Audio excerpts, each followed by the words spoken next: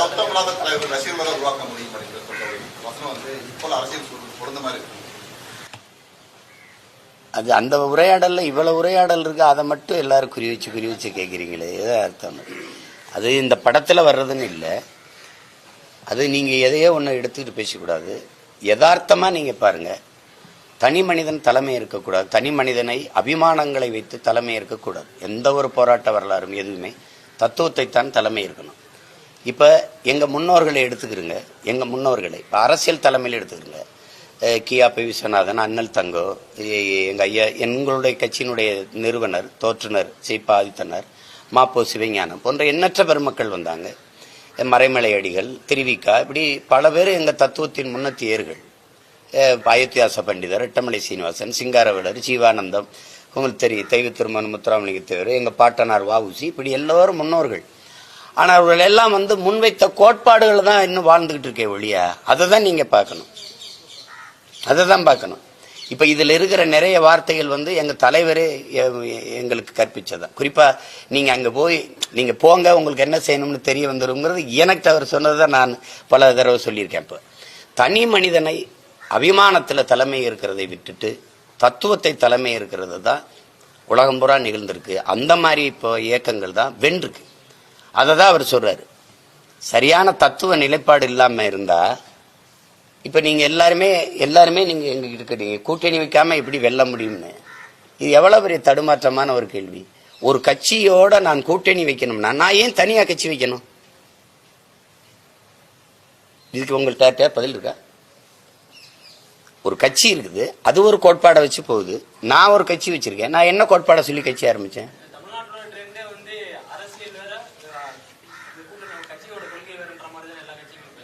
அதை விட ஆக சிறந்த ஏமாற்று ஒண்ணுமே கிடையாது.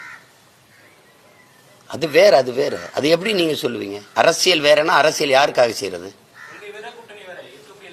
பேசாதீங்க. கொள்கையை அடமானம் வைக்கிறது மாதிரி ஒரு கொடுமைங்க இருக்கா? கொள்கையற்ற அரசியலும் ஒரு பாவம்ங்கிறாரு. 10 பாவம் சொல்றாரு காந்தி, அதுல ஒண்ணு கொள்கையற்ற அரசியல். கூட்டணி வைக்கிறதுனா எந்த இதுல போய் எந்த இதுல அதுல கூட்டணி வைக்கிறீங்க?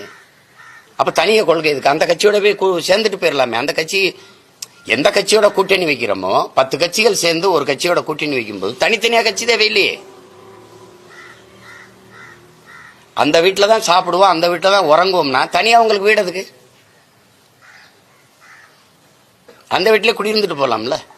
கேட்டா கட்சியை காப்பாற்றணும் அப்படிம்பீங்க. கட்சியை காப்பாத்துறது லட்சியமாகி போனால் எந்த லட்சியத்தை காப்பாற்ற கட்சி ஆரம்பிச்சுங்கிற கேள்விக்கு உங்கள்ட்ட பதில் இருக்கா? நீங்க வரலாற்று சாதனைகள்ல கெஜ்ரிவால் கூட்டணி இல்லாம எப்படி வெல்ல முடிஞ்சது சட்டசபை தேர்தல்ல? சொல்லுங்க, எப்படி வெல்ல முடிஞ்சது? 14 தேர்தல்ல அம்மையார் ஜெயலலிதா தனியா நின்று 37 ஏட அப்படி வெல்ல முடிஞ்சது. அதெல்லாம் இங்க சிக்கல். அது இல்ல, தனியா நின்று வெல்ல முடியாதுங்கிறது சமரசம், ஒரு காம்ப்ரமைஸ். அதுக்கு கொஞ்சம் நீண்ட நாள் காலம் கொடுக்கணும், செலவு, அதுக்கான காலத்தை விலையா கொடுக்கணும், உழைப்பை கொடுக்கணும். அது தற்காலிக தோல்விக்காக நிரந்தர வெற்றியை இழக்கிறது.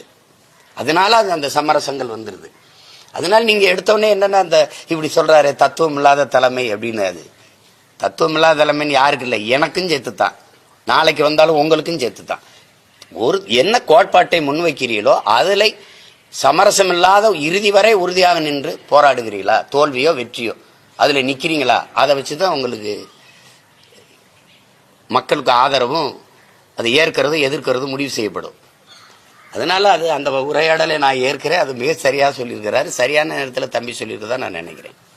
பாதகம் செய்பவரை கண்டால் நாம் பயங்கொள்ளலாகாது பாப்பா, மோதி மிதித்து விடு பாப்பா, அவர் முகத்தில் உமிழ்ந்து விடு பாப்பா. அண்மை செய்திகளை உடனுக்குடன் தெரிந்து கொள்ள இணைந்திருங்கள் இயம்நாடு தொலைக்காட்சியுடன்.